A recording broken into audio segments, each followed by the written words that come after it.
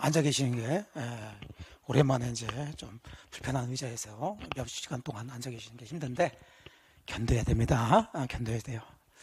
자, 이제 민법의 기초에서 요거 하나 빨리 끝내고 보내드릴게요. 자, 민법의 기초는 이제 민법이 뭔지부터 이제 보셔야 되는데, 그러려면 먼저 법률관계부터 보셔야 돼요.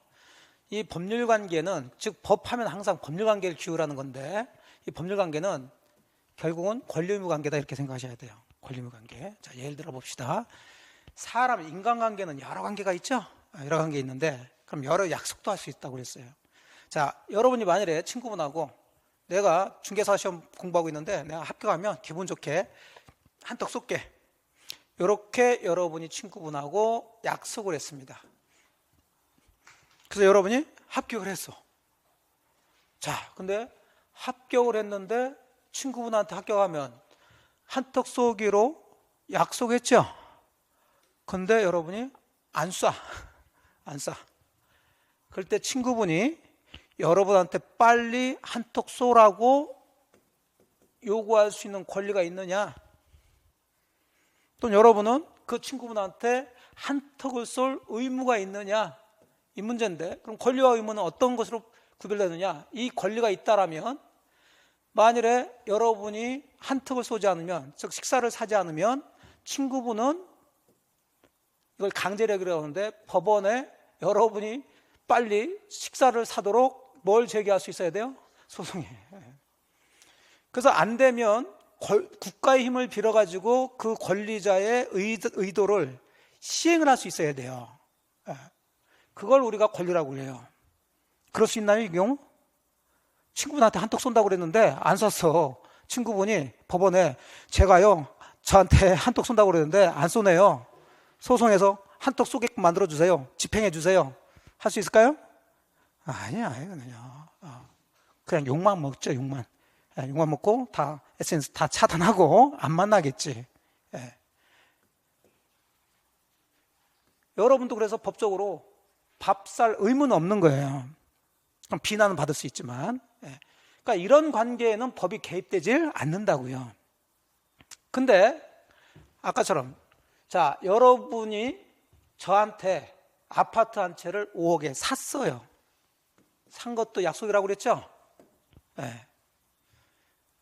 자, 그러면 여러분은 저한테 대금을 줘야 되고 저는 여러분한테 소유권 넘겨줘야 되는데 제가 안 넘겨줍니다. 대금, 잔금을 받았으면서. 자, 그럼 여러분은 법원에 소송 제기할 수 있나요? 그렇다는 것은 여러분은 이 매매계약으로부터 저한테 그 아파트 소유권을 넘겨달라는 뭐가? 권리가 있다는 얘기예요. 또 반대로 저는 아파트 넘겨주려고 등기 서류 다 준비하고 있는데 여러분이 잔금, 대금을 안 주네? 그럼 저는 여러분은 대금을 달라고 법원에 소송 제기할 수 있나요? 있죠. 그럼 저는 이제 반대로 여러분한테 대금 달라는 뭐가 있다는 거예요? 권리가 있다는 얘기예요. 그럼 반대로 저는 여러분한테 매매계약을 약속을 했으니까, 자, 소유권 넘겨줄 뭐가 있고요? 의무가 있고, 여러분 저한테 대금 줄 의무가 있는 거예요. 그럼 똑같은 약속인데 밥 한 끼 사겠다는 약속은 이런 게 없어요. 그러니까 여기에는 법이 개입될 일이 없다고요. 근데 매매라는 약속은 뭐가 발생한다고요? 권리무가 발생해요. 그러면 안 하면 법이 개입되는 거죠, 여기는. 이런 걸 우리가 법률관계라고 그래요. 그래서 이 같은 약속이라 하더라도 이것들은 이렇게 얘기해요. 뭐라고요? 계약이라고 그런다고. 같은 약속이라도. 밥 사고 하는 것은 그냥 계약이라 하지 않죠. 그냥 약속한다고 그래요. 의미 이해되죠? 네, 그래요. 이런 걸 법률관계라고 그러는데, 자, 그럼 이 민법이라는 법은 법률관계, 즉 권리 의무관계 중에 어떤 거에 적용되느냐? 뭐 다 얘기했어요. 민이니까 개인과 개인, 즉 사인과 사인 사이 법률관계에 적용되는 게 민법이다. 자, 국가와 개인 사이에서도 법률관계가 있을 수 있어요, 없어요? 있다라고 그랬죠. 가장 대표적으로 세금 걷는 거라고 했지. 국가는 국민으로부터 세금 거둘 수 있는 권리가 있나요, 없나요? 있죠. 이걸 조세권이라고 그러죠. 국민들은 세금 낼 의무가 있어요. 그래요. 그 법률관계가 되어 있는데 그런 것을 우리가 민법에서 얘기하고 있지는 않죠. 그런 걸 우리가 뭐라고 그랬어요? 공법 쪽에서 하나요? 공법. 그중에서 해법에서 이제 얘기하겠죠. 하지만 우리 민법은 개인, 사인과 사인 사이의 권리 의무 관계를 규율해 놓는 거예요. 자, 그러니까 기본적으로 우리 민법에는 국가가 개입될 여지가 있다 없다? 없어요. 그냥 개인과 개인끼리. 우리나라는 나중에 아까도 얘기했지만 무슨 민주주의? 자유민주주의. 자유롭게 약속해라, 계약해라. 다만 자유롭게 하는데 그 약속을 지키든 안 지키든 못 지키든 본인이 책임지라 이거예요. 나중에 쭉 전체적인 얘기를 할 텐데 기본이 그렇다는 얘기죠. 자, 그래서 이건 공법이 아니라 사법이다. 그럼 이런 걸 규율하고 있는 우리 민법은 총 1118조가 있는데 이걸 나누면 5개 파트로 나눠져요. 자, 우리는 지금 민법을 얘기하는 거지 민사특별법 얘기하는 거 아니에요. 민사특별법은 나중에 간단하게 말씀드릴 겁니다. 민법은 맨 처음에 뭐가 나오냐면 민법 총칙 파트라는 게 나와요. 그 우리 법체계인데 이 법체계는 자, 우리나라에 있는 모든 법은 우리나라 고유의 것일까요? 외국에서 수입한 것일까요? 수입한 거예요, 우리. 선진, 다른 외국에. 근데 이 세계는 법체계가 2가지로 나눠져요. 영미법하고 대륙법으로 나눠진다고. 뭐 독일이나 이런 프랑스 같은 대륙법. 그러니까 우리나라는 어느 쪽을 택했냐면 대륙법 체계에서 택했어요. 그게 우리나라 택한 게 아니라 원래는 일본이 우리나라를 좀 지배하고 있었죠. 그때 일본이 이제 대륙법을 가지고 그걸 가지고 그대로 이제 그러니까 이제 영미법하고 대륙법의 체계가 좀 다른데 자 이게 그러니까 뭔가를 이제 설명을 할 때 배울 때 예를 들어 우리가 이제 뭐 개를 배우고 고양이 뭐 또 말 뭐 이런 것들을 배워. 그럼 개는 어쩌고 저쩌고 고양이는 어쩌고 저쩌고 말이 어쩌고 저쩌고 이렇게 쭉 서술하겠죠. 자, 근데 우리가 택하고 있는 대륙법 체계는 뭐냐면 이거부터 먼저 배우지 않아요. 처음에는 이것들의 공통적인 것을 먼저 뽑아서 추출해 가지고 설명을 해요. 뭐 공통적 예를 들어서 개, 고양이, 말은 모두 다리가 4개다. 다 꼬리가 있다. 공통적인 걸 다 설명을 해요. 그리고 나서 이걸 공통적으로 설명하고 개 쪽으로 가면 그 중에서도 개는 뭐 후각이 발달하고 어쩌고 저쩌고 뭐 이렇게 하고 고양이 배울 때는 이런 걸 공통적으로 가지면서 고양이는 어쩌고 저쩌고 이런 식으로 들어간다고요.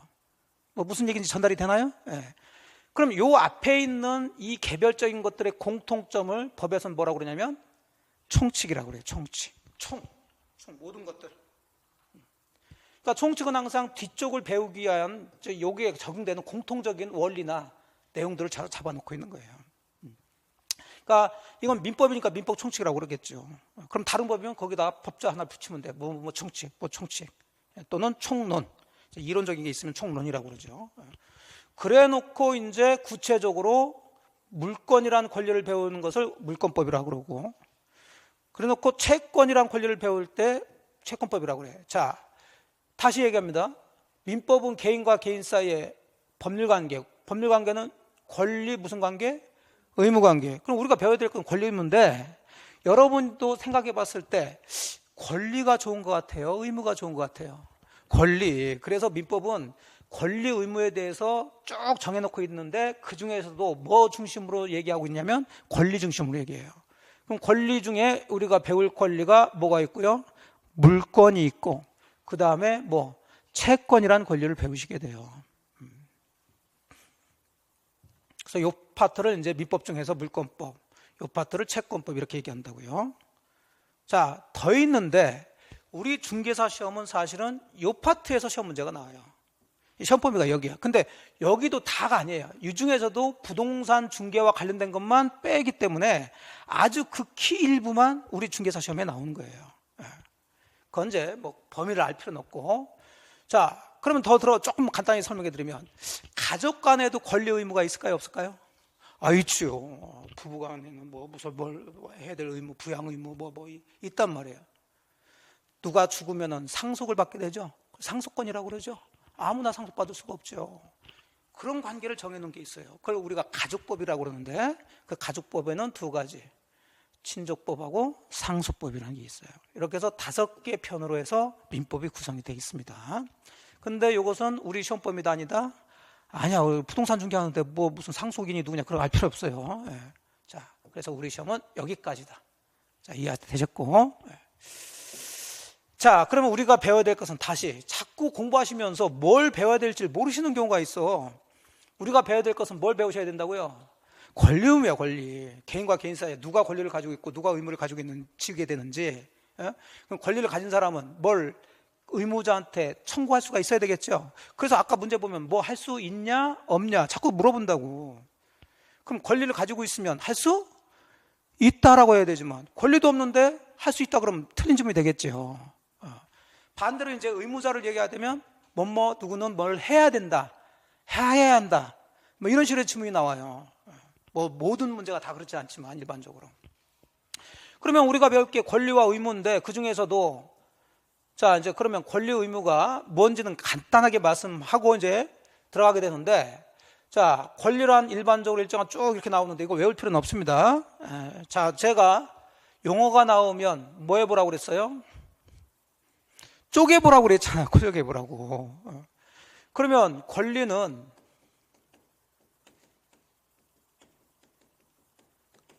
이렇게 쓰죠. 권자하고 리자를 붙여놓은 거예요. 그럼 이 권은 권세를 얘기하는 거예요. 권세. 즉 권세는 뭐를 얘기하는 거예요? 힘이야, 힘. 이는 이익을 얘기하는 거죠. 그러면 권리 그러면은 자, 한자는 우리 한글 어순과 반대죠. 예. 이익을 누릴 수 있는 뭐예요? 힘. 그러니까 권리를 가진 사람은 이익이 돼야 안 돼요? 권리를 가진 사람은 기본적으로 이익이 되죠. 근데 이익을 자기가 얻으려면은 상대방의 도움이 필요한데 상대방이 도움을 하지 않으면 법원에 소송해서 강제로 그 이익을 만들 수 있어요, 없어요? 그래, 힘. 강제력. 국가의 힘을 빌릴 수 있는. 그러면 요 두 가지만 알면 되는 거지. 이걸 쭉 읽으면서 외울 필요는 없단 말이에요. 물론 그런 게 시험 문제가 안 나온 건 아닌데. 자, 이해되셨죠? 예, 자꾸 그런 식으로 공부를 하세요. 그러니까 교재를 읽을 때도 그냥 쭉쭉 읽지 마시고 제가 아주 그냥 막 힘들어 죽겠어. 그냥 읽어요. 쭉쭉. 그것도 자를 또 대고서 밑줄을 아주 정성스럽게 치면서 읽으시고 뭐 하는데 읽고 나서 얘기 좀 해보라 그러면 뭔 얘기인지 몰라. 그래 막 이렇게 책을 그렇게 멋있게 할 필요는 없어요. 용어를 정확하게 잡으면 나중에 공부하다 보면 키워드가 되는 것만 탁탁 치면은 나중에는 키워드만 딱딱 보고서 그 내용이 머릿속에 딱 정리가 되는 거죠. 자, 의무는 뭐 크게 문제는 안 되고, 그래서 여러분은 항상 일단 상식적으로 의무 그러면 좋은 거 나쁜 거 별로 안 좋아. 뭐 나쁘다기보다도 왜 안 좋아? 뭔가 해야 될 것 같아. 그래요. 그렇게 생각하시면 돼요. 따라야 될 구속이다. 이렇게 생각하시면 돼. 자, 그래서 이 두 가지를 우리가 배우시는데 그 중에서 민법은 좋은 거 뭐 중심으로 얘기한다고요? 권리 중심으로 규정하고 있다고요. 그럼 당연히 우리는 이제 권리에 대해서 배우시는 거예요. 자, 그러면 그 권리는 사실 여러 가지가 있지만 핵심적인 것은 뭐하고요? 물권하고 그다음에 뭐 채권을 알아야 되죠. 자, 민법을 수거라고 배우면서도 요거 구별을 못 하시고 사실 여기서부터 쭉 빠져나오게 되는데 이걸 생각하지 않고 막 공부하다 보니까 문제 나오면 막 혼자 생각하시고 헷갈리시고 하시는 분들이 계셔. 자, 그럼 권리 종류 여러 가지가 있지만 우리가 본격적으로 배우실 물권, 채권을 봅니다. 그럼 물권이라는 권리를 보시니까 그럼 이것도 쪼개시라니까. 자, 여기는 한자를 써줬네. 권자는 권리라는 얘기니까 큰 문제 없고, 자, 물은 이렇게 써요. 뭐란 얘기예요? 물건이란 얘기죠. 그러면 권은 권리란 얘기니까 뭘 얻는 힘이라고요? 이익을 얻는 힘. 그러면 물권은 뭐로부터? 물건으로부터 이익을 얻는 힘이다. 이렇게 들어가면 되죠. 물건에 대해서 이익을 누린다. 물건에 대해서. 그냥 그렇게 평면적으로 하셔도 돼요. 근데 이제 교재나 이런 것은 좀 멋있게 하려고 이제 막 꾸미지 그걸. 근데 그럴 필요는 없어요. 자, 그러면은 물건에 대해서 이익을 누리는 힘을 물건이라 한다. 뭐 힘이라고 하지 않아. 내가 그냥 권리를 물건이라고 그런다. 그럼 잘 생각해 보세요. 소유권이라는 것을 들어본 적이 있나요? 그럼 권리죠, 그것도. 예. 그러면 소유권은 자기 애인을 소유하는 거예요? 아파트를 소유하는 거예요? 아파트죠. 그럼 아파트는 물건이에요? 사람이에요? 그래서 소유권은 물건이다, 채권이다? 그 물건이다. 이렇게 결론이 나와지는 거죠. 그러면 소유권이 가장 대표적인 물건인데, 그러면 그 소유권은 지가 소유하고 있는 물건으로부터 뭘 얻는다고요? 이익을 얻어. 어떤 이익을 얻는지 봅시다. 자, 여러분이 예를 들어서 아파트의 소유권을 가지고 있다. 그럼 자기 아파트니까 자기가 마음대로 뭐 할 수 있나요? 사용, 이익이 되는 건가요? 되죠. 자, 남한테 빌려줘서 월세 받을 수 있나요? 있죠. 그럼 월세라는 수익을 얻을 수 있네요. 이익이 되는 거죠? 예. 갑자기 돈이 필요하네? 그 아파트 처분할 수 있어요? 없어요? 있어요. 이익이 돼야 안 돼요? 되죠. 그래. 물건이라는 것은 물건으로부터 이익을 얻을 수 있는 권리인데, 그 이익은 그 물건을 뭐 하거나 사용하거나 수익을 얻거나 처분을 함으로써 이익을 얻는 거구나. 이건 사용수익은 항상 이렇게 같이 묶여 들어갑니다. 자, 이런 걸 물건이라고 그래요. 자, 이 채권은 그럼 뭐냐? 자, 채자의 앞에 보니까 이런 변이 있죠. 한자에서 이건 뭐예요? 사람인자죠. 사람이. 그러니까 이게 채권은 물건에 대한 권리다, 사람에 대한 권리다. 사람으로부터 이익을 얻는 권리예요. 그러면 사람을 사용하거나 수익하거나 처분할 수 있어요, 없어요? 없죠. 그럼 사람으로부터는 어떻게 이익을 얻느냐? 그 사람한테 뭔가를 해달라고 청구를 우리말로 하면 요구하는 거예요. 근데 여기서 주의하실 게 있어요. 자, 채권은 물건에 대한 권리다, 사람에 대한 권리다? 사람으로부터 이익을 얻어. 그 이익은 사용수익 하는 게 아니라 뭘 해달라고, 그 사람한테 뭘 해달라고 요구하는 거라, 청구하는 거예요. 근데 모든 사람이 아니라 특정한 사람한테만 해줘야 돼요. 즉, 의무를 지고 있는 사람. 그 의무를 여기서 이제 채무라고 그래요. 그러면 이 사람한테 요구할 수 있는 권리 가진 사람도 특정한 사람이 돼줘야 되겠죠. 예. 그 특정한 사람을 이제 여기서는 뭘 한다? 채권자라고 그래요. 권리와 의무인데 그 중에 권리 중에 채권을 중심으로 하다 보니까 권리자를 채권자, 의무자를 채무자 이렇게 들어가는 거예요. 그럼 예를 들어 봅니다. 여러분이 저한테 1억을 빌려줬어요. 그럼 나중에 여러분은 저한테 1억을 갚아라라고 청구할 수 있는 권리가 있죠. 자, 1억 달러는 권리가 생겨요. 자, 그 권리는 물권, 채권? 채권. 그럼 1억 달러는 권리는 채권인데 저라는 사람한테 하는 거지. 저 물건 아니죠? 예. 근데 저한테 1억 달라고 해야지. 길거리 가면서 아무한테나 다 1억 내놔 할 수 있어요, 없어요? 없어요. 자, 그럼 조금 더 들어가 봅니다. 여러분의 아파트를 제가 샀어요. 즉 여러분과 제가 여러분 아파트에서 매매 계약을 맺었어요. 5억의 매매 계약을 맺었습니다. 다시 그럼 여러분은 저한테 5억 대금 달라고 할 수 있는 권리가 있어요, 없어요? 있어요. 물건이에요, 채권이에요? 채권이지. 저한테 달라고 하는 거잖아요. 저 사람이요. 그것만 구별하시면 된다니까. 그럼 저한테 달라고 해야지. 여러분의 아파트를 산 저한테 달라고 해야 되는 거지. 아무나한테 가서 5억 내놔 그러면 돼요, 안 돼요? 안 돼요. 채권을 이렇게 특정한 사람에 대해서. 당연히 그럼 5억 달라는 사람도 그 아파트를 판 여러분이 해야지. 팔지도 않은 사람이 와가지고 5억 내놔 그러면 돼요, 안 돼요? 안 돼요. 그래서 항상 채권은 특정인 거, 특정인 문제. 그럼 다시 제 입장에서는 저는 여러분의 아파트를 샀으니까 여러분의 아파트의 소유권을 저한테 넘겨달라고 할 수 있는 권리가 있어요, 없어요? 있어. 물건이에요, 채권이에요? 채권이죠. 그 이제 아파트가 들어가니까 이제 순간 헷갈려요. 아파트, 물건이. 아니, 제가 매매 계약하겠다고 그 아파트를 사용수익 할 수 있는 건 아니잖아요. 아파트를 나한테 넘겨달라고. 아파트를 넘겨달라고는 아파트 벽에다 대고 하는 거예요? 판 사람한테 하다가 하는 거예요? 판 사람한테 해야지. 아파트 샀다고 아파트 벽에 대고 야 빨리 이쪽으로 와, 이쪽으로 와. 그런 거 아니잖아 이게. 그래, 아주 단순하게만 구별하시면 되는 거예요. 그래서 매매 계약을 하게 되면 판 사람은 대금 달라는 권리, 산 사람은 그 부동산 소유권 이전해달라는 권리가 생기는데 그 권리들은 전부 물권, 채권이 되는 거예요. 그래. 자, 그럼 다시 정리해 봅시다. 여러분이 저한테 1억을 빌려줬어요. 그럼 1억을 다시 돌려달라는 채권이 발생되고 있죠. 자, 그런데 제가 갚을지 안 갚을지 조금 의심스러워. 그래서 여러분이 제 아파트를 담보로 잡으려고 그래요. 그래서 제가 알았다, 담보로 제공해 줄게. 그래서 여러분이 제 아파트에 저당권을 설정했어요. 저당권 들어보셨나요? 네. 자, 그러면 저당권이라는 권리가 또 생겼죠. 자, 그 저당권은 물권, 채권? 그 물권이죠, 당연히. 담보로 잡은 것을 저 가족을 담보로 잡지 않았잖아요. 뭘 잡았어요? 아파트 물건이라니까. 항상 그런 식으로 생각하시면 되는 거예요. 자, 그래서 물건과 채권이 이렇게 차이점이 있다. 구별할 수 있겠죠? 예. 끄떡끄떡하지만 저는 믿을 수가 없습니다. 예. 그래요. 근데 잘 하실 것 같아. 그래서 항상 물건은 뭐에 대한 거? 물건에 대한 거, 물건에 대한 거. 채권은 사람인데 그냥 사람이 아니라 뭐한 사람? 특정한 사람에 대한 거예요. 특정한 사람에.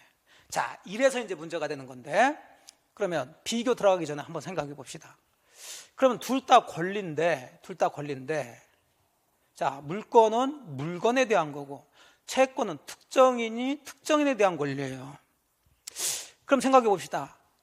자, 그러면 이 사람들 아닌 다른 사람들, 세상 모든 사람들한테 이해관계가 있는 것 또는 이해관계를 미칠 수 있는 권리는 물권 쪽일까요? 채권 쪽일까요? 물권이요. 그렇죠. 물권. 채권은 지들끼리만 문제가 생기면 돼요. 채권. 자, 여러분이 아까 제가 한 것처럼 저한테 1억을 빌려줬으면 1억을 갚으라고 요구할 수 있는 채권이 생겼죠. 제가 안 갚는다. 그래서 여러분이 제 가족을 찾아갔어요. 빨리 남편이 빌린 거 또는 아니면 아들이 빌린 거 빨리 갚으시오. 할 수 있어요, 없어요? 할 수 있어, 없어요? 그러던데. 자, 여러분이 자꾸 제가 얘기하는 것처럼 안 잡힌다니까요. 밖에서 생각을 하시면 안 돼요. 밖에서 그러더라.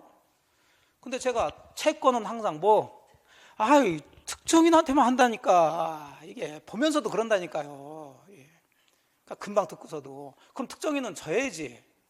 제 가족이 빌렸나요? 아니지. 그럼 가족한테는 달라고 할 수가 없지. 원래 그런 거예요. 그게 채권이라니까. 근데 막 찾아가서 가족 찾아가가지고 막 해서 그 문제가 생기는 거예요. 그러려면 다른 사람한테도 달라고 하려면 뭐 하면 돼? 보증 세우면 돼. 빌려줄 때. 그러니까 담보는 두 가지가 있을 수 있어요. 저를 못 믿으니까 제 아파트를 담보로 잡아. 그건 저당권이죠. 그럼 그 저당권은 물권, 채권. 물권이지만 사람 담보로 잡을 수 있어요, 없어요? 있어요. 그게 보증이냐? 내가 못 갚으면 네가 대신 갚어. 연대보증 들어보셨죠? 네. 그렇게 보증을 세워서 보증계약을 했으면 당연히 제가 못 갚으면 그 사람한테 청구할 수 있지. 왜? 이때는 새로 계약을 했으니까. 이해되시죠? 그러니까 법은 이렇게 세밀하게 디테일하게 이렇게 들어가줘야지. 했던데? 뭐 했던데? 그러지 마시라니까. 여러분의 좀 정체가 슬슬 또 드러나고 있어. 이게 그래서 채권은 항상 이 사람들끼리만 문제가 되는 거 원칙적으로. 근데 물건은 자 보세요. 여러분이 아파트의 소유권이란 아주 대표적인 물건을 가지고 있어요. 자, 누군가 이 아파트를 살려고 그래요. 그럴 수 있겠죠. 또는 이 아파트를 누군가 빌려서 사용하려고 그래요. 그럼 당연히 소유자하고 계약을 해야 될 거 아니야. 그 소유자가 누군지를 알아야 될 거 아니에요. 또 여러분이 이 아파트 소유권을 가지고 있다 그러면 여러분이 기본적으로 뭐 하는 거예요? 사용수익 가는 거지. 자, 우리나라 대통령이 와가지고 무단으로 여러분 아파트에 들어가서 밥 먹고 있어. 그래서 그냥 놔도 내보내. 그게 내보낼 수 있다니까. 누구든지예요. 또 꼭 특정한 사람뿐만 아니라 누구든지 내가 그 아파트의 소유권이나 물건 가지고 있으면 내 소유권을 침해하면 안 돼. 그리고 이 아파트는 특정인만 거래할 수 있는 게 아니죠. 누가 살지를 알 수가 없어. 그럼 누가 소유자인지를 알아야 된다니까요. 자, 그러니까 여기서 차이가 나는 거예요. 채권은 다른 사람과 그렇게 이해관계가 없기 때문에 지들끼리만 알면 돼. 여러분이 저한테 1억을 빌려줬으면 여러분이 저한테 1억 받을 채권이 있다는 거 그것만 알고 제가 여러분한테 1억 갚을 의무, 채무가 있다는 거 그것만 알면 되는 거지. 온 동네 봤네. 내가 저놈한테 1억 받을 게 있다. 이렇게 하면 저는 또 별로 기분 안 좋아. 자, 근데 물건은 이 물건을 토대로 해서 여러 사람들이 이해관계를 맺을 수 있다는 얘기죠. 자, 그런데 여기서 문제가 생기는 거예요. 소유권이든 뭐든 물건이나 채권이나 권리인데, 자, 권리를 한 번이라도 보시는 분 계세요? 안 계세요? 없죠. 이해 문제가 되는 거예요. 그러면 보이지 않는데 채권은 지들끼리만 문제가 생기니까 이건 다른 사람한테 알릴 필요가 없겠네. 근데 물건은 지들뿐만 아니라 다른 사람도 다 이해관계 있을 수 있죠. 그럼 이 물건은 보이지 않으니까 다른 사람도 보이게끔 만들어줘야지. 자, 그래서 여기서 이게 나오게 돼요. 그래서 여러분이 2차 과목에 무슨 법을 배우신다? 공시법을 배우시는 거예요. 그 중에 대표적으로 뭐 하는 거예요? 등기. 그래요. 그래서 등기는 권리 중에 뭐에 대해서? 물건에 대해서 등기하는 거예요. 채권은 원래 등기 대상이 아니에요. 그래서 이 민법이 2차 과목도 다 법인데 이 민법이 모든 법의 기본이 되는 거예요. 모든 법에. 그러니까 민법을 잘 하시면 2차 과목들이 조금씩 수월해진다고요. 그리고 직접적으로 민법 문제가 2차 특히 중개사법에서 막 나와요. 올해 같은 경우는 한 5문제 나왔다고 그래요. 그 다음에 공시법은 여기처럼 아주 직결이 됩니다. 그래서 민법 잘 해놓으시면 2차 과목도 조금 쉬워졌다. 그래서 등기를 하게 돼요. 그러면 만약에 여러분의 아파트에 대해서 여러분이 소유권 등기를 해놨어요. 그럼 누구든지 여러분 아파트 등기부 뗄 수 있나요? 없나요? 있습니다. 그래서 딱 봐가지고 소유자가 누구구나, 담보 얼마큼 잡혔구나, 저당권이 있구나 없구나 알 수 있단 말이에요. 그렇게 이제 잡으시고. 자, 그럼 이제 물건과 채권이 뭔지는 대략적으로 이제 얘기가 됐습니다. 그럼 이 두 개를 우리가 기본적으로 배우셔야 되는데, 여러 개의 물건도 있고 여러 개의 채권도 있지만, 자, 가장 기본적인 거, 여기서 이제 모든 물건, 모든 채권의 공통점을 이제 한번 잡아봅시다. 그럼 물건하고 채권을 비교하는데 그냥 이론적으로 비교하면은 이게 이해가 안 되니까 구체적으로 남의 부동산을 사용하려면 당연히 무단으로 사용하면 안 되겠죠. 사용할 수 있는 권리가 있어야 돼요. 자, 그 권리 중에 전세권이라는 게 있는데 들어보셨나요? 이 전세권은 물건이에요. 근데 또 임대차를 내서 사용할 수도 있어요, 없어요? 있어요. 그 임대차는 임차권이란 권리를 취득하게 되는데 이건 채권입니다. 나중에 다 배우시게 되는데, 그럼 우리가 봤을 때는 전세권이든 임차권이든 다 남의 부동산을 빌려 사용하는 거니까, 임차권도 부동산 물건에 대한 거니까 이거 물건 아니냐 이렇게 오해할 수 있는 경우가 있는데, 사실은 이제 디테일하게 들어가면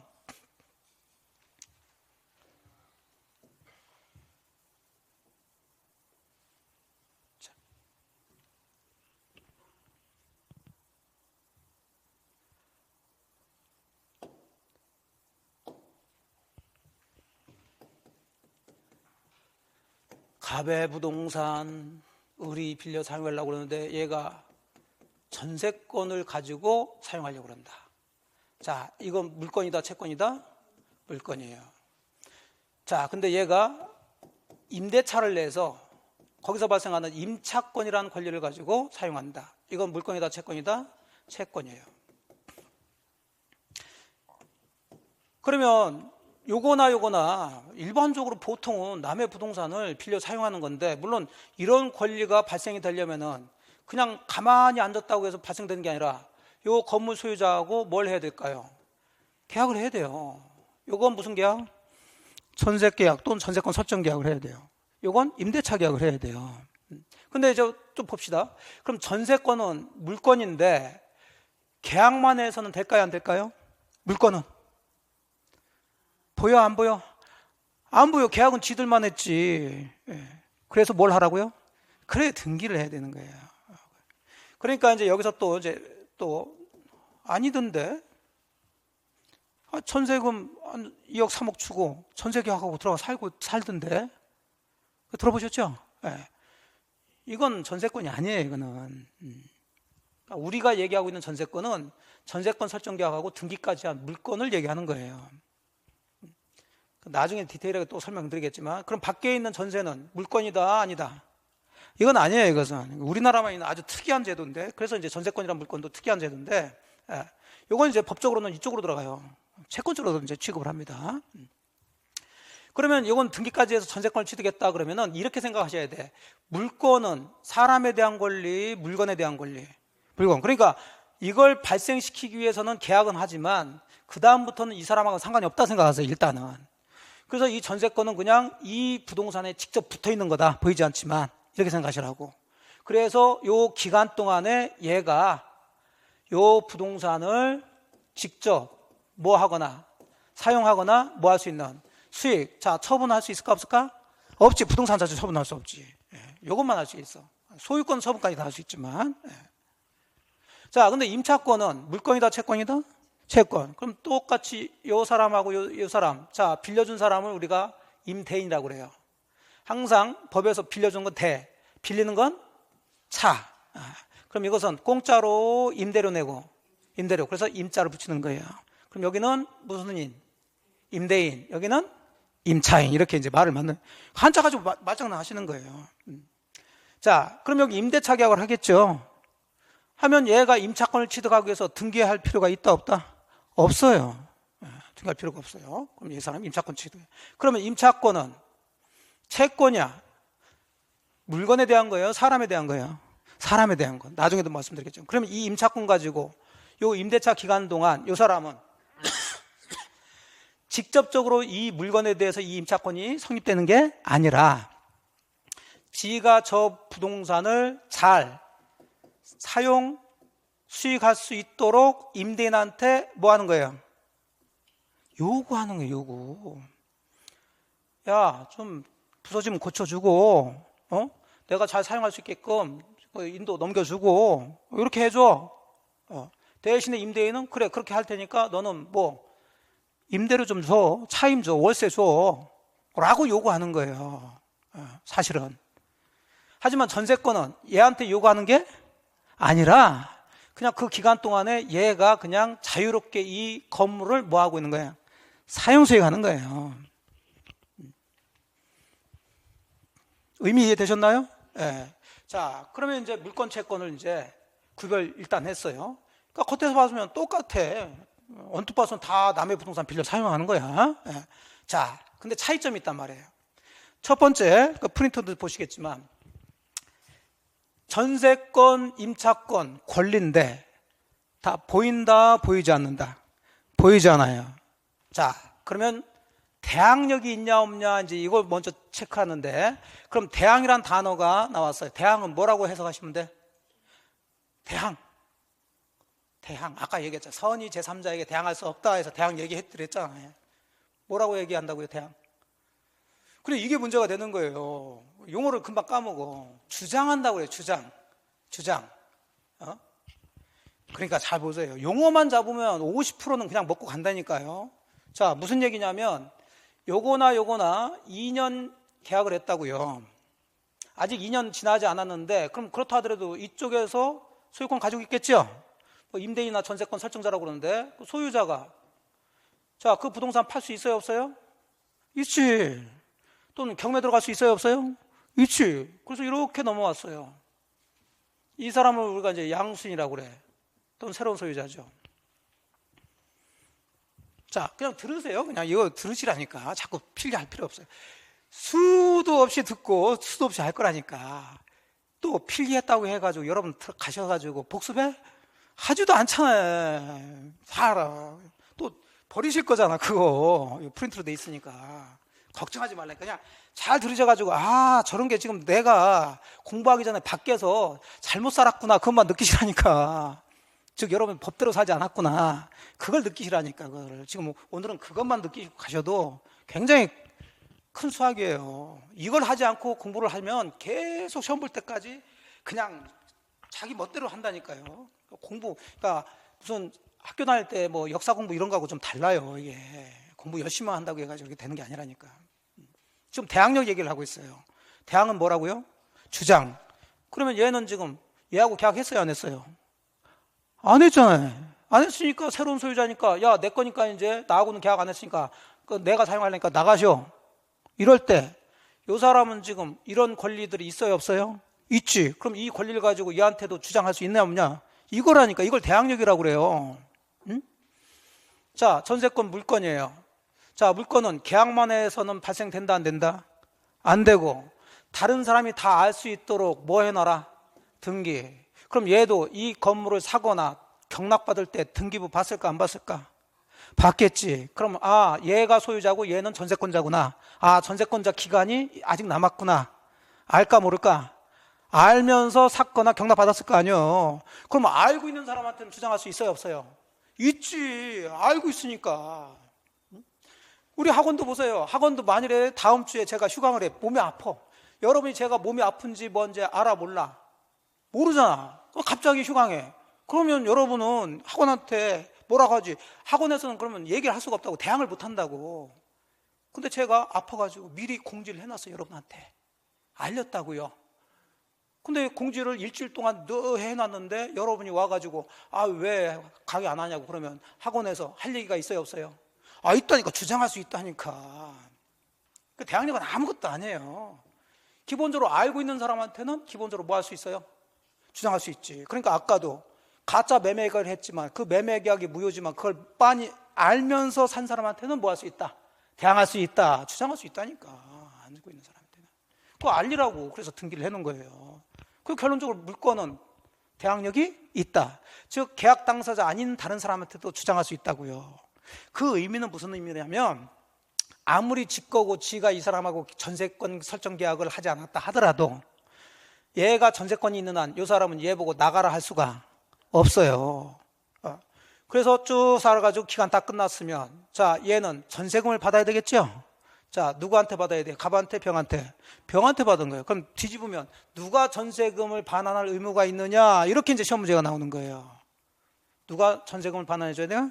병, 양수인 이렇게 되는 거예요. 그걸 멋있게 표현하면은 대항력이 있다는 것은 이런 경우 양수인은 양도인 즉 전세권 설정자의 지위를 그대로 뭐한다? 이렇게 표현한다고요. 그러면 지위를 승계한다 그러면 이것은 대항력이 있는 거구나 이렇게 해석을 하시면 돼. 그러니까 얘하고 똑같은 입장이 된다는 거예요. 계약은 하지 않았다 하더라도. 자 이해되셨죠?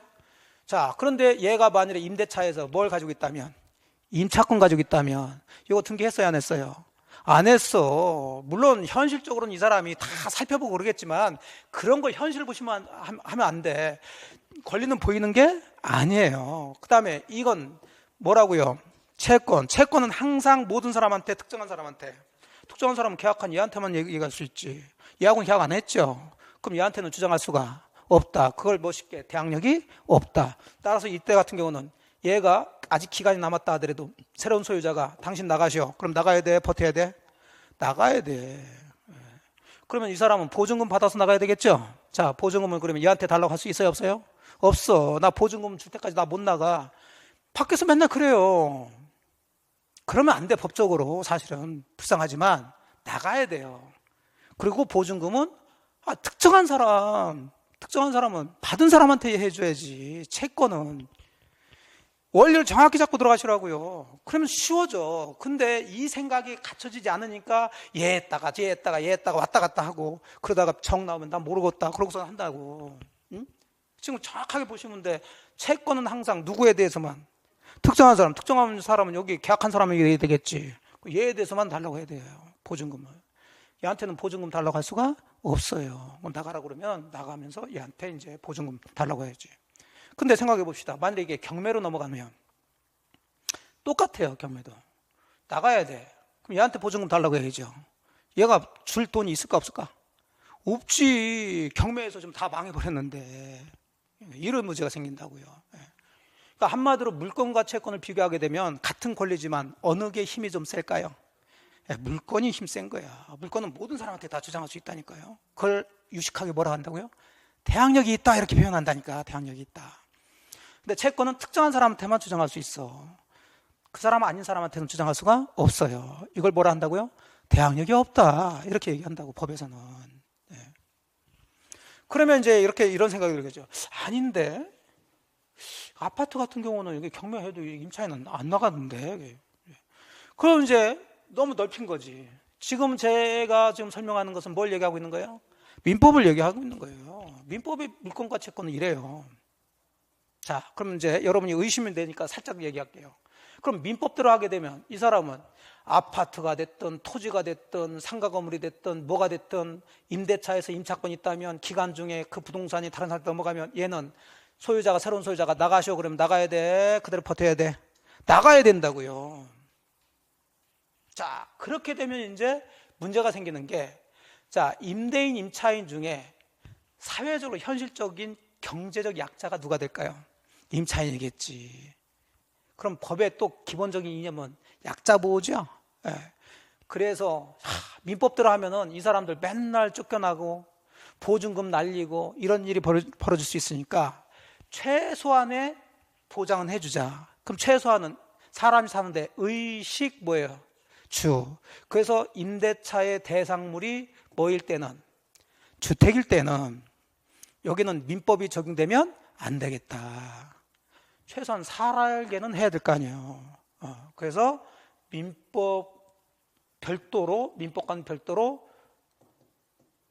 규정한 게 주택 임대차 보호법이라는 것을 규정하게 되죠.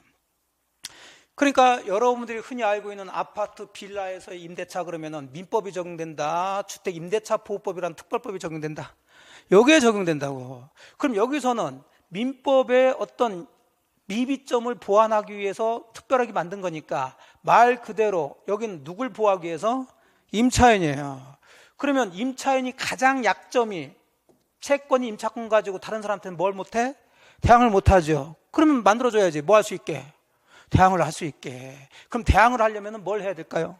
등기해야 되는데 등기는 혼자 하나요? 얘가 해줘야 되나요? 자, 현실적으로 집주인이 해줄까 안 해줄까? 안 해주니까 이 법에서 등기하지 않더라도 대항할 수 있도록 만들어버린 거예요. 예. 전입신고해라. 이해되시죠? 예.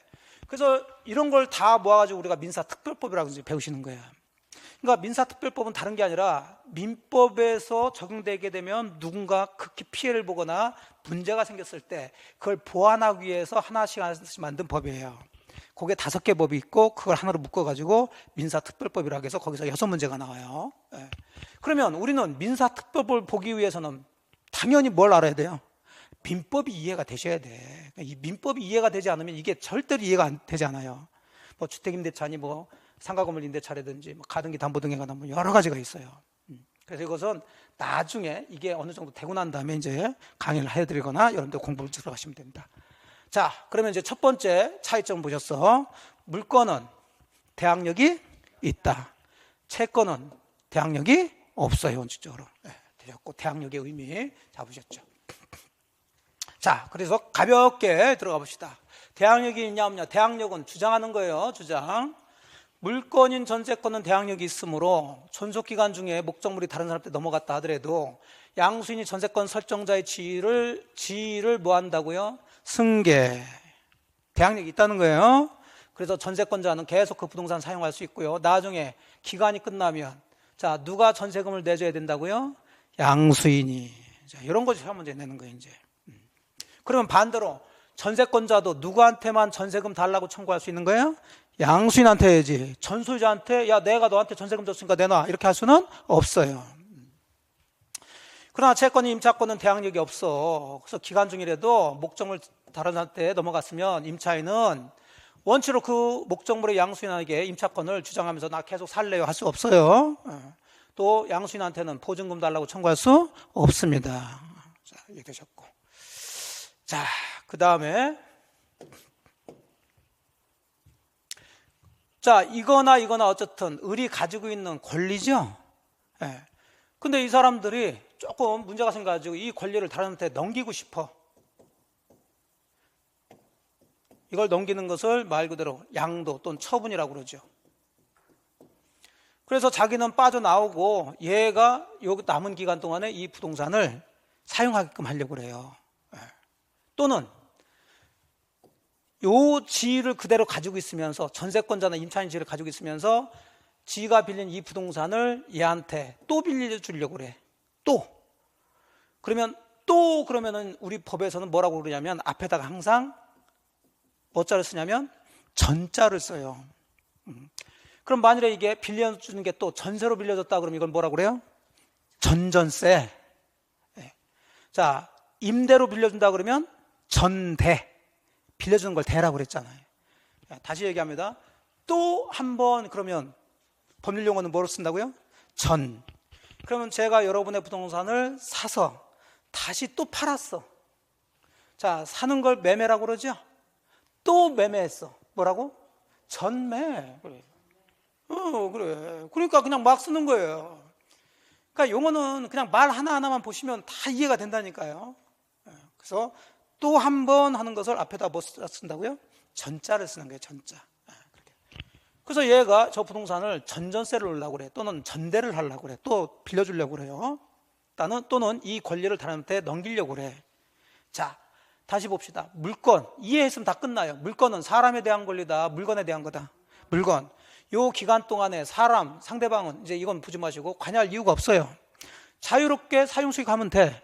그럼 사용수익하는 데 있어서 가장 대표적인 게 빌려주는 거죠. 그럼 이 사람이 저 건물을 다른 사람한테 전전세를 올라고 그래. 요 소유자의 동의를 받아야 될까요? 받을 필요가 없을까요? 받을 필요가 없다고요. 이 전세권이라는 권리를 얘한테 넘기고 네가 남은 기간 사용해라. 자, 이 소유자의 동의 받을 필요가 없어요. 자, 다시 임차권은 물건이에요? 채권이에요? 채권은 항상 뭐와 뭐 관계? 특정인과 특정인의 관계. 근데 얘가 이 권리를 다른한테 넘어가면 특정인이 아닌 사람이 권리를 가지고 행사한다는 얘기죠. 그럼 되겠어요? 안 되겠어요? 안 되지. 그러니까 넘길 수는 있지만 상대방의 뭘 받으라? 동의 받으라고. 차이점이 있죠. 그래요. 그래서 물건은 처분, 양도가 자유롭습니다. 근데 채권은 넘길 수는 있지만 자유롭게 넘길 수가 없어요. 특정인인 상대방의 뭐가 있어야 된다? 동의. 동의가 있어야 돼요. 자, 이렇게 잡습니다. 자, 그래서 양도 처분성 여부에서 물건은 원칙적으로 처분이 자유로워요. 따라서 전세권자는 전세권 설정자, 이 사람은 이제 소유자를 설정자로 오는데 동의 없이도 전세권을 타인한테 양도하고 또는 담보로 제공해서 전세권 담보해서 돈을 또 빌릴 수도 있어요. 또 다른 사람한테 그 물건을 전전세 임대할 수 있어요. 근데 채권은 처분이 제한된다고. 특히 이제 채권 중에 우리가 배우는 게 주로 이제 임차권인데 임차인은 임대인의 동의 없이 임차권을 양도하거나 임차물을 전대하지 못한다라고 법에 규정되고 있습니다. 그럼 하나 간단하게 이제 보실까요? 혹시 여러분들이 부동산을 아파트를 부부가 공유하고 있어? 들어보셨나요? 네, 공유. 자, 이 아파트를 요즘은 또 단독 명의로 하지 않고 2분의 1, 2분의 1씩 같이 소유하고 있다. 이걸 뭘 한다? 공유. 그럼 나중에 이건 조금 어려운 얘기인데 지금 원리를 가지고 풀면 쉽다는 걸 여러분들한테 이제 말씀드리는 거예요. 그럼 여기서 말하는 2분의 1이 뭐냐고 얘기죠. 2분의 1이. 2분의 1은 아파트의 2분의 1일까요? 아니면 이 아파트에 성립하고 있는 소유권의 2분의 1일까요? 이것만 잘 이해하시면 돼요. 자, 보통 자 봅시다. 토지를 갑과 을이 2분의 1, 2분의 1 지분, 이걸 지분이라고 그러는데 이걸 공유하고 있다. 이 땅은 100평이에요. 갑이라는 사람은 이 토지 소유자 맞죠? 100평을 소유하고 있나요? 50평을 소유하고 있나요? 100평을 소유하고 있는 거예요. 을이라는 사람은 이 토지 100평을 소유하고 있어요? 50평을 소유하고 있어요? 100평이에요. 2분의 1이라고 해서 50평이라고 하시면 안 된다고. 즉 그 얘기는 이 2분의 1이라는 것은 물건에 대한 얘기가 아니라 여기에 성립하고 있는 뭐에 대한 거예요? 소유권에 대한 거예요. 그래서 항상 현실적으로 우리 눈에는 보이지 않지만 법은 권리 하나를 전부라고 그래요. 근데 이 권리 하나를 한 사람이 갖지 않고 둘이 2분의 1씩 나눠 갖는 거예요. 이걸 우리가 공유라고 그런다고요. 그러니까 잘 생각해 보세요. 자, 그러니까 참 희한한 게 우리 그 일반 국민들이 자, 아파트를 남편과 아내가 2분의 1씩 뭐 하고 있어요? 공유하고 있어. 그렇다고 남편은 아파트 중에 안방과 뭐 거실을 가지고 있고 그 다음에 아내는 나머지 뭐 방하고 뭐하고 뭐 베란다를 가지고 이렇게 하나요? 아니잖아요. 남편도 아파트 전부, 아내도 전부 이렇게 가지고 있죠. 안 그래요? 공유하고 있으면 딱 쳐놓고서는 여기 오지 마, 우리 내 거니까 이렇게 안 한다고. 이렇게 하는데 토지 쪽만 가면은 2분의 1씩 공유하고 있으니까 갑은 이 토지 반, 을은 이 토지 반을 가지고 있다, 50평씩 가지고 있다, 이렇게 얘기하고 있어요. 알면서도 50평씩 가지고 있는 게 아니에요. 나중에 공유해서 잘 배우실 텐데 지금은 제가 이걸 얘기하려고 그러는데, 그러면 이 사람들이 가지고 있는 2분의 1은 아파트나 토지의 2분의 1이 아니라 뭐의 2분의 1? 소유권의 2분의 1. 자, 이걸 우리가 이제 공유 뭐라 한다? 지분이라고 그래요. 그러니까 공유 지분은 뭘 얘기하는 거예요? 소유권을 얘기하는 거예요. 자, 다시 들어갑시다. 그럼 이 상태에서 자, 남편이 지가 가지고 있는 지분 2분의 1을 돈이 필요해서 아내 허락받지 않고 몰래 이걸 다른 사람한테 처분할 수 있어요, 없어요? 자, 다시 여러분 생각 빼고 법대로만 생각해 보시라고. 제가 빌드업을 다 해드렸어.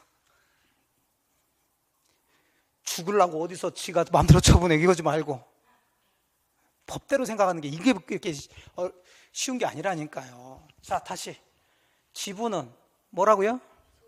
소유권은 물건이요, 채권이요? 물건은 자유롭게 처분할 수 있어. 아니, 남편이라고 그러면 거기서 제외시키면 안 되잖아. 그러면 남편이든 아내든 자기가 가진 지분은 상대방의 동의 없이 자유롭게 뭐 할 수 있다? 있다라고 해야지. 죽으려고 처분해? 어디가? 이러시면 안 되지, 그게. 자, 제가 오늘 말씀드린 거 잘 이해가 되죠? 안 바뀐다니까요. 안 바뀌어요. 제가 이걸 수도 없이 해봤는데 바뀌는 듯 하다가 다시 돌아가고 거기다가 우리는 일주일에 한 번씩밖에 못 만나잖아. 네, 그러니까 가셔가지고 또 제가 한 얘기 싹 까먹고 그냥 평소대로 사시다가 오니까 원상복귀되고 다시 원상복귀되고 미칩니다. 미쳐. 그래서 지금 제가 오늘 강조를 해드리는 거야. 이렇게 하지 않고 공부를 하게 되면 공부는 죽으라고 하고 문제 풀 때는 지금처럼 틀려요. 주문 나온다니까요. 공유자 한 사람의 공유 지분은 상대방 공유자의 동의를 얻어야 처분할 수 있다. 맞지. 이러고 들어간다니까. 틀려요, 이거는. 동의 받을 필요 없어요. 근데 현실은 동의 받아오라고 그러지. 현실은 동의 받아오라고 그래. 그래서 문제가 된 거예요. 자, 이거 소유권이니까 남편이 돈이 필요하니까 이 지분 담보로 해서 돈 빌려고 대출 받으려고 그래. 아내 동의 받아야 돼? 받을 필요가 없어요. 법적으로 없어요. 현실은 하라 그래. 그래서 생각을 바꾸셔야 된다니까. 그러니까 여러분이 살아온 대로 문제를 푸시면 틀리게 됩니다. 그래서 제가 빌드업을 해드렸잖아. 이 2분의 1이란 지분은 물건이 아니라 뭐다? 소유권이야. 그러니까 보세요. 그럼 이 물건 아파트 전체는 마음대로 처분할 수 있어요, 없어요, 혼자? 그건 안 되지. 요 아파트는 지만 소유하는 게 아니라 이 사람도 소유하고 있으니까. 근데 2분의 1은 지만 가지고 있잖아, 지금. 그 2분의 1은 또 아파트가 아니라 뭐고? 소유권이고. 그러니까 이런 개념들을 가지고 법 공부를 하셔야 이게 이해가 되지. 특히 또 아파트하고 권리를 혼동하시면 안 돼요. 아파트는 물건이에요, 권리예요? 물건이지. 근데 소유권은 권리예요, 물건이에요? 권리죠. 권리 중에 물건이지. 그럼 이거는 이거하고 같을까 다를까? 다르지요. 그래요. 다른데 사실은 우리 살면서 이거 구별하지 않는다고요. 그래서 더 문제가 돼요. 그러면 주로 뭘 얘기하냐면 이걸 얘기해요. 왜? 사람의 어떤 의식 세계는 그건 당연한 얘기인데 보이는 게 머릿속에 정리가 돼, 저장이 돼요. 그럼 여러분이 아파트가 보여요? 소유권이 보여요? 그렇지. 그러니까 온 머릿속에는 뭐 아파트, 강남 아파트, 이러지 뭐 소유권 이러지 않아. 그래서 우리가 현실 세계에서도 야, 내가 오늘 강남 아파트 한 채 샀어 이런다고. 근데 아까 보시니까 매매는 아파트를 이전하는 거예요, 재산권을 이전하는 거예요? 재산권 이전이라고 그랬잖아. 권리를 얘기한다니까요, 법은. 그래놓고 뭐라고 그러냐면 야, 이번에 아파트 사가지고 이전 받았어. 오늘 이전 받아. 아파트 이전해.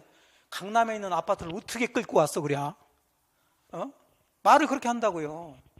아파트를 이전한 게 아니라 아파트의 소유권을 이전받은 거지, 사실은.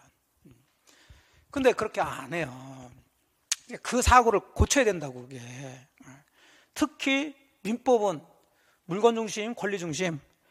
권리 중심으로 공부하시는데 계속 물건 생각하시면 이게 맞겠어요, 안 맞겠어요? 안 맞지. 근데 이제 법에서도 이걸 막 혼동해서 쓰는 경우가 있어요, 또 이게 보면. 근데 기본은 다르다고 하면서. 특히 공유 지분 그러면은 2분의 1 나오면은 아파트의 2분의 1, 토지의 2분의 1이 아니고 뭐의 2분의 1? 소유권의 2분이라는 것을 정확히 잡고 들어가셔야 돼요. 그럼 소유권 물건이니까 지분 가진 사람이 마음대로 처분할 수 있다. 됐어요. 자, 이렇게 보시면 돼. 자, 하나만 하고 이제 끝냅시다. 이건 뭐 나중에 보셔도 되는데, 자, 다시 이쪽으로 들어오세요. 자, 이 사람이 좀 다른 사람의 건물을 빌려 사용하는데 아직 기간이 안 끝났는데 사용하다 보니까 비가 쫄쫄 새네. 아니 벽에서 지금 물이 이렇게 누수가 생겼는지 뭐였는지. 자, 그러면 고쳐야 돼, 안 고쳐야 돼? 고쳐야 되겠죠. 자, 전세권자 누가 고쳐야 돼요? 전세권자 지가 고쳐야 돼요? 전세권 설정자 소유자한테 고쳐달라고 하는 거예요. 자, 그렇죠. 전세권은 뭐다? 물건은 뭐에 대해서? 물건에 대해서 그냥 이 기간 동안에 네가 다른 사람 관여 없이 사용 수익해라. 그럼 부서졌으면 네가 고치면서 사용해야지. 그래서 얘가 고쳤어요. 그럼 고치면 비용 들어요, 안 들어요? 들어요. 이런 걸 우리가 필요비라고 그래요. 나중에 이제 나오는데, 즉 그 물건을 유지하기 위한 비용을 필요비라고 그런다고. 그럼 수선했으니까 유지가 됐죠. 그러면 이 사람은 자기 건물을 고쳤나요? 남의 건물을 고쳤나요? 남의 건물. 자, 그러면 고쳤으니까 비용 그 건물 소유자한테 달라고 할 수 있어요, 없어요? 자, 그런 거 시험 문제 내는 거예요, 이제. 누가 고쳐야 된다고요? 우리. 그래서 고쳤지. 그럼 고친 사람이 고쳤으니 비용 달라고 하면 된다, 안 된다? 안 되지. 그래서 전세권자는 필요비 상환 청구할 수가 없어요. 자, 임대차 임차권 봅시다. 뭐라고요? 채권은 항상 특정인한테 뭐 해달라고 요구하는 거야. 그럼 당연히 비가 새면 고쳐달라고 요구해야지. 그럼 결국 누가 고쳐야 된다? 임대인이 고치는 거예요, 여기서는. 응? 근데 안 고쳐줘. 그럼 직접 살고 있는 사람이 비 맞으면서 살 수는 없으니까 이 사람이 고쳤어. 자, 무슨 비? 필요비. 자, 임차인은 임대인한테 필요비 달라고 할 수 있어요, 없어요? 있지, 당연히. 왜? 고칠 사람이 넌데 네가 안 했으니까 내가 드렸으니까 그거 달라고 하는 거예요. 그래서 직접적으로 이제 문제는 전세권자는 필요비 상환 청구할 수 없다. 전세권자는 지가 고쳐야 되니까. 임차인은 필요비 들었으면 임대인한테 필요비 달라고 청구할 수 있다. 그렇죠. 그걸 그냥 앉아서 외우고 있다. 외워놓고서는 외운 듯 했는데 나중에 문제 푸니까 바꿔가지고 문제 풀고 그래요. 이 원리를 이해하시면 돼. 원리를 이해하시면서 들어가시면 물권 채권의 차이점이 이래서 그런 거구나. 의미 이해됐죠? 예. 자, 그래서 물권자인 전세권자는 지가 현상을 유지하고 수선을 해야 된다라고 법조문에 있어요. 따라서 전세권자가 그 물건을 유지 수선하는 데 드는 비용을 우리가 필요비라고 하는데 이거 들었다고 해가지고 달라고 할 수 없어. 근데 임대차에서는 누가 유지 수선을 해줘야 된다고요? 임차인이 목적물을 지 용도대로 사용 수익할 수 있도록 유지하게 될 의무를 지고 있다고. 근데 안 해줘서 임차인이 유지 보존에 필요한 비용을 들였어. 그럼 임대인이 할 것을 임차인이 했으니까 당연히 임대인한테 달라고 청구할 수가 있어야 되겠죠. 자, 되셨죠? 네. 그럼 물권과 채권은 제가 쭉 설명해 드렸는데 우선 개념을 정확히 이해하세요. 물권은 뭐에 대한 거다? 그냥 간단하게. 물건에 대한 물건으로부터 이익을 얻는 거예요. 채권은 특정인이 특정한 사람에 대해서만 이해할 수 있는 거예요. 그래서 차이점이 주장은 물건은 누구한테든 다 주장할 수가 있어. 그래서 다른 사람이 알 수 있도록 등기를 해놓게 되는 거예요. 근데 채권은 특정인 사람한테만 얘기할 수 있으니까 다른 사람하고 관계가 없어. 그러니까 등기할 필요도 없고, 그러니까 다른 사람이 채권이 있는지 없는지 알 수도 없어. 그러니까 다른 사람한테는 주장할 수 없어. 대항력이 없어요, 원칙적으로. 자, 처분은, 물건은 지가 지 맘대로 처분할 수가 있어요. 근데 채권은 상대방을 생각해야 돼요. 함부로 처분하면 안 돼. 상대방 채무자의 동의가 있어야 돼. 물건을 빌려 사용하는 권리라면 그 물건의 유지 수선 의무는 물권자 지가 유지수선을 하면서 들어가줘야 돼요. 그래서 거기서 들은 필요비를 달라고 청구할 수는 없어. 채권자인 임차인은 지가 유지수선할 의무는 없어. 임대인이 해줘야 돼. 근데 임대인이 안 고쳐줬다? 자, 지가 고친 비용 달라고 할 수가 있습니다. 자, 됐죠? 예, 여기서부터 이제 출발이 되는 거예요. 물권 채권은. 오늘은 여기까지 합니다. 그 뒤에 조금 이제 이론 정리해 드렸는데, 이제 거기부터는 다음 주부터 해서 이제 기본서 나오면 기본서도 쭉 해가지고 연결을 좀 시켜 드릴 거예요. 자, 오늘 어쨌든 가장 어떻게 보면 기본이 되면서도 중요한 얘기들을 말씀드렸습니다. 가시면서 또 다 까먹겠지. 그래서 또 그럼 또 다음 주에 또 얘기하고 할 거니까 걱정하지 마시고.